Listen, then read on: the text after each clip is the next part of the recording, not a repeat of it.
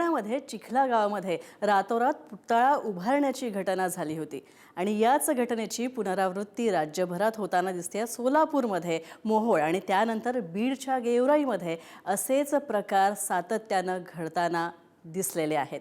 विना परवानगी उभारण्यात येणाऱ्या या पुतळ्यांमागे सामाजिक वातावरण कलुषित करण्याचा कट आहे का, असा सवाल आता उपस्थित केला जातोय। महापुरुषांचे पुतळे रात्रीतून उभारण्याचं राज्यात पेव।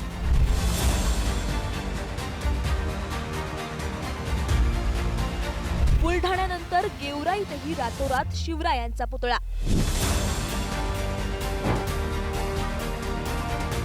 सोलापुरात मोहोळ गावात रातोरात संभाजीराजांचा पुतळा।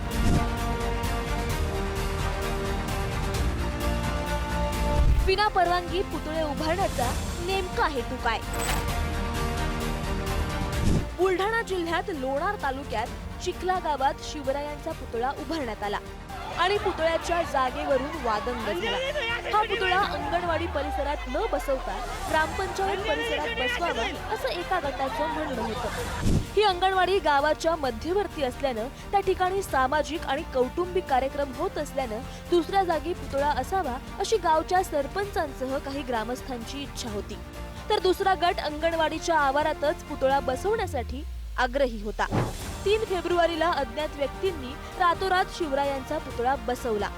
विना परवानगी हा पुतळा बसवल्यानं पुतळा हटवण्याचे आदेशही तहसीलदारांनी ग्रामपंचायतीला दिले होते।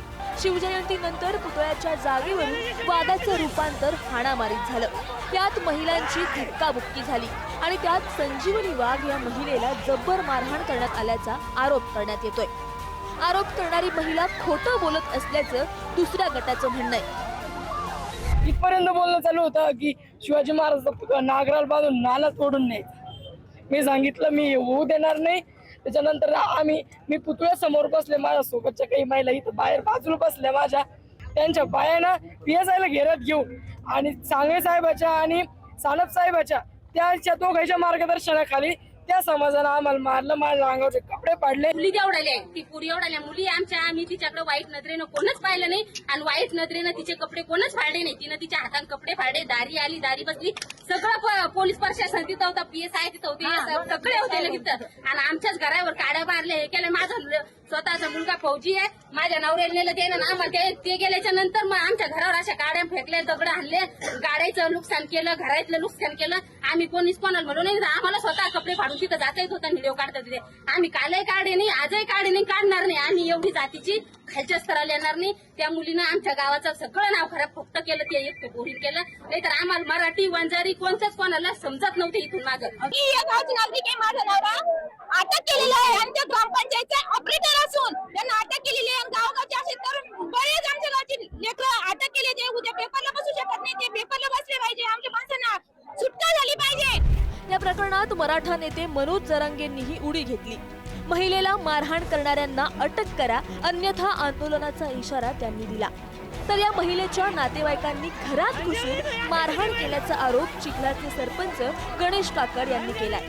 शिवाजीराजांच्या पुतळ्याला विरोध नव्हता, मात्र अंगणवाडीच्या जागीच पुतळा हवा या हट्टातून हा प्रकार घडल्याचं सरपंचांचं म्हणणं आहे। आता तिचा जॉब त्या लेकरांचा 12 वर्षाच्या मुलीचा पाय मोडलेल्या एका मुलीचा जॉब घेणं गरजेचं आहे। त्या जॉबनुसार सगळ्या कलमा येतील आणि त्यानुसार यांना सगळ्यांना अटक होईल असं सांगितलंय। आणि आम्ही SP साहेबांवरती, परत कोकळे साहेब आहेत त्यांच्यावरती विश्वास ठेवलाय, DSP साहेबांवरती विश्वास ठेवलाय की सगळ्यांना अटक करतील। त्यांनी नाही केले। 25 तारखेला आपण एकत्र पुन्हा जमू, 25 तारखेला तारीख डिक्लेअर करू। संजीवनी वाघ व तिच्या सोबतचे जे का महिला पुरुष आहे त्यांचा एकच हट्ट होता की ह्या जागेवर बसून पुतळा, आणि उर्वरित गावकऱ्यांचं म्हणणं होतं की ही जागा सर्वांच्या सुखदुःखाला कार्यक्रमासाठी कामी येते, तो कृपया करून पुतळा आपण योग्य त्या ठिकाणी बसू। पण तिला हे मान्य नव्हतं। संजीवनी वाघ, तिचा भाऊ, तिचे दोन्ही भावजाया माझ्या घरी आल्या, माझ्या पत्नीला मारहाण केली। माझ्या घरातून नगदी कॅश 2 लाख रुपये व 10 तोळे सोनं त्यांनी मारहाण करून व तिच्या भावाने, संजीवनी वाघच्या भावाने माझ्या मिसेसचा विनयभंग करून चोरी केलेली आहे, जबरी चोरी केली, दरोडा केला। त्यामुळे चुकीचा नॅरेटिव्ह महाराष्ट्रात पसरवला जातो कुठेतरी जाती जातीत भांडणं लावल्या जाते, कुठेतरी बदनाम करण्याचा धंदा केला जातो, हे आम्ही खपून घेणार नाही. आणि जर कोणी ते शक्ती प्रदर्शन करून चुकीचे गुन्हे दाखल करून घेत असेल, लोकांवर अन्याय करत असेल, ते आम्ही खपून घेतल्या जाणार नाही, खपून घेणार नाही. तुम्ही जर 10,000 लोक या ठिकाणी जमा करसाल तर आम्ही 20,000 1 लाख लोक गोळा करू शकतो, पण आम्हाला वाद वाढवायचा नाही.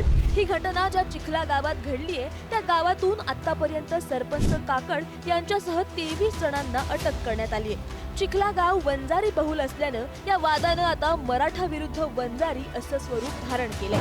यातच चिखला गावात अंगणवाडी परिसरातील शिवरायांचा लहान पुतळा हटवून त्या जागी अश्वारूढ पुतळा आता बसवण्यात आलाय. एकीकडे हा वाद बुलढाण्यात सुरू असतानाच राज्यात इतर ठिकाणीही विना परवानगी पुतळा उभारण्याचे प्रकार आता समोर येत आहेत.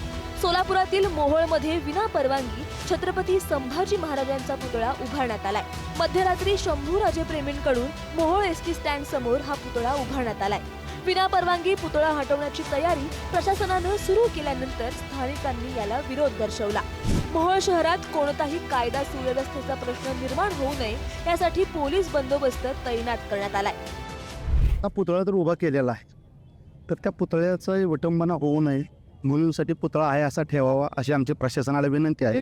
राहिला विषय परवानगीचा, तर प्रशासनाच्याच हातात आहे ती परवानगी द्यायची आणि ती परवानगी देऊन सगळ्या शिवप्रेमी आणि शंभूप्रेमींची मनं जिंकावी प्रशासनानं. गनिमी कावळ्याच्या पद्धतीने या ठिकाणी पुतळ्याची स्थापना केलेली आहे आणि तमाम शिवभक्तांचे दाखले देणे छत्रपती संभाजी महाराज यांचा पुतळा या ठिकाणी उभा केलेला आहे. इथून पुढं अशाच प्रकारे या ठिकाणी पुतळा राहील. सोलापूर नंतर बीड जिल्ह्यात गेवराईतही रातोरात शिवरायांचा पुतळा उभारण्यात आल्याचं समोर आलंय. शहरातील सोलापूर धुळे मार्गावर छत्रपती शिवाजी महाराज चौकात अज्ञात व्यक्तींनी रातोरात पुतळा उभा केलाय. गेल्या अनेक दिवसांपासून पुतळा उभारण्याची मागणी होत होती, परंतु त्याला परवानगी मिळालेली नव्हती. आता हा पुतळा कुणी उभारला आणि विना परवानगी पुतळा हटवणार का याची चर्चा शहरात सुरू आहे. गेल्या 5 ते 6 दिवसात या 3 घटना घडल्या आहेत.